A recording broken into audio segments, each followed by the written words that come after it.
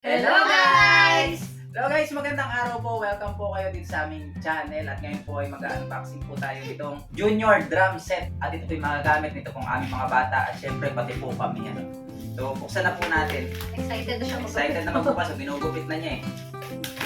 Nakasulat po dito, no video, no return, no refund. So ayan, i-vlog natin para mas maganda. Guys, kung gusto niyo po nito, ilalagay ko po yung link yan po sa description. At saka po, ipipin ko po sa comment section. At napakabilis po ng delivery nila. Ayan, laki-laki nitong item.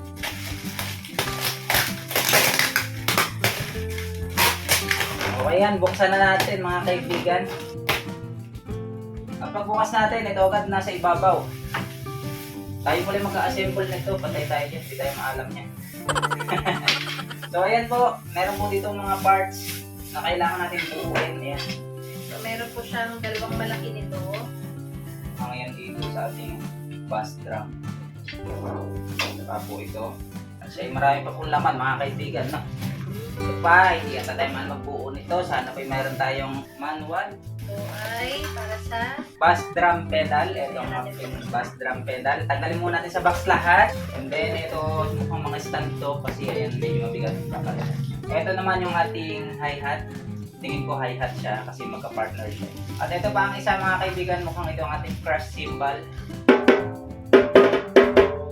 Pwede pang ati-atihan. Yeah! Kaya pala siya medyo mabigat din. So ito pa ang isa natin, ang ating tom-tom. Very good mga kaibigan dahil meron po siyang kasamang upuan. So labas na natin itong mga drum. So, ayan, puro butas pa po yung mga ito. Yan, ito na ang ating bass drum. Halaki. Pero katamtaman lang po kasi maliit lang po yung aming bahay. Tama-tama lang to para practicean po naming lahat. Hindi po ng mga bata lang. Wala po siyang manual yata akong nakita. Meron po pong isang box dito sa loob. Wala na pong laman yung box natin.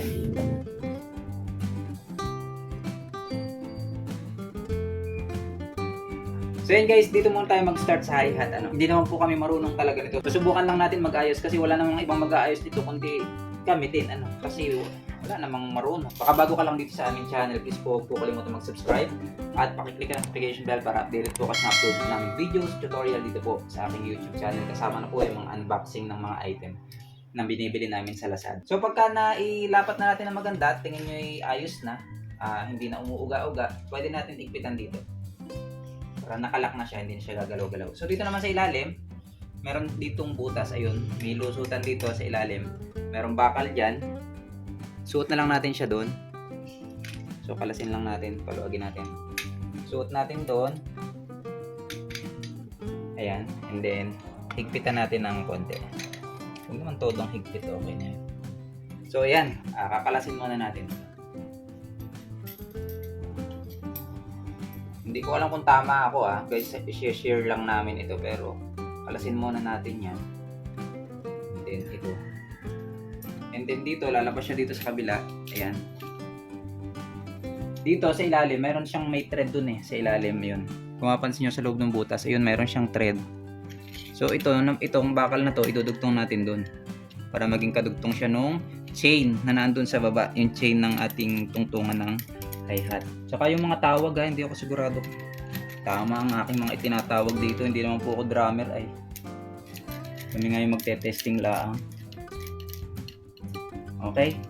Pag mahigpit na, ito naman pwede na natin siyang idugtong dito. Ayan. So dito sa taas, magtira tayo ng mga bago na lang natin i-adjust kasi hindi ko na natin alam nga kung paano gamitin So ayan. Ganyan tayo, magtira tayo ng konti. Kita natin dito. Ayan, adjustable naman po. Dito naman po tayo sa ating pagkakabit nitong ating hi-hat. Ayan. So, diretso natin dito. Ito naman po yung gagamitin natin. Kalasin na lang natin yan. Ayan. Tapos itong meron siyang washer. And may goma. And then ito. Tapos ganyan. Pagkatapos natin tanggalin yung mga goma, ilagay natin yan dyan. Tapos maglagay tayo ng isang goma. Tapos, lagyan natin yung isang ganito. Yung kapartner niya. And then, lagyan natin ng isang goma. And then, lagyan natin ng washer. And then, ikabit natin itong kanyang nut lock. Ito namang isa, ito, lalagay natin siya dito. Yan.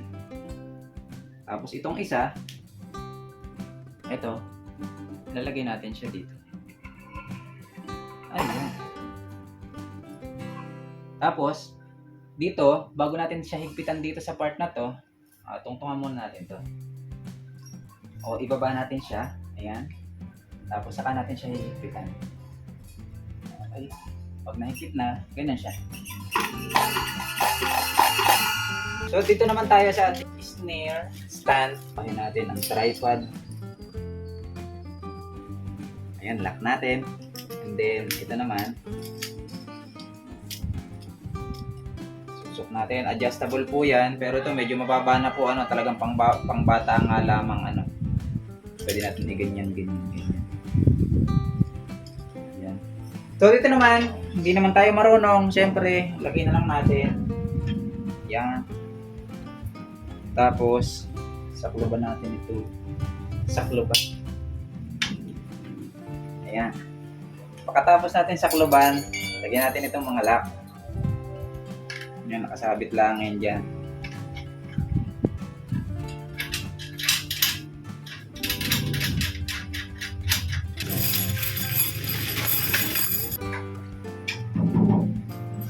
Okay. Yan. Dito tayo sa kabila. Wala nga yata ang alam kong buuin. Siguro dito lang ako makapatama. Kasi hindi tayo maalam. So, ayan. Buksan ang tripod. Ayan. Kabit na natin ito dito. Babaw. Ayan. Kabit na. Then, dito naman tayo. Adjustable po. Tamang-tama sa kanya. Oh. Sa batang yan.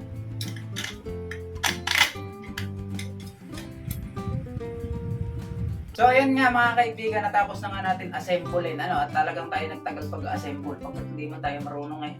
So ngayon, testingin natin at ito yung aming pagpapraktisan. So testing lang kasi hindi nga naman ako marunong mag ganito. So pagpapraktisan nga namin tsaka ng mga bata. So testingin natin konting tug-tug kahit hindi marunong na.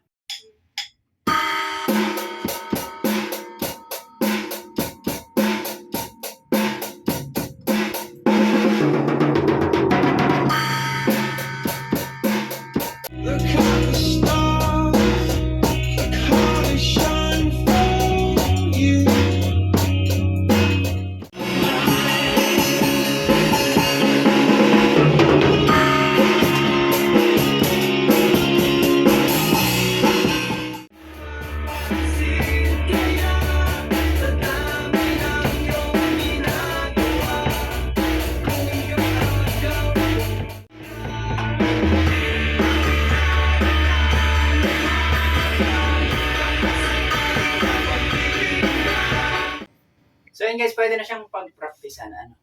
Pagkakagaya namin hindi marunong, tama-tama na ito para kami matuto. At yung mga bata ay magpa-practice kasabay ko po para matuto po kami. So dito, kung medyo naiibahan pa kayo sa tunog, pwede naman po i-adjust. Ipa-adjust dun sa marunong. Kasi nga kami, hindi rin nga kami marunong. So, yun lang yung tunog na tingin ko baka maigi-igi na kahit pa paano. So, dapat i-adjust na lang siguro to. Ipa-adjust na lang natin doon sa marunong.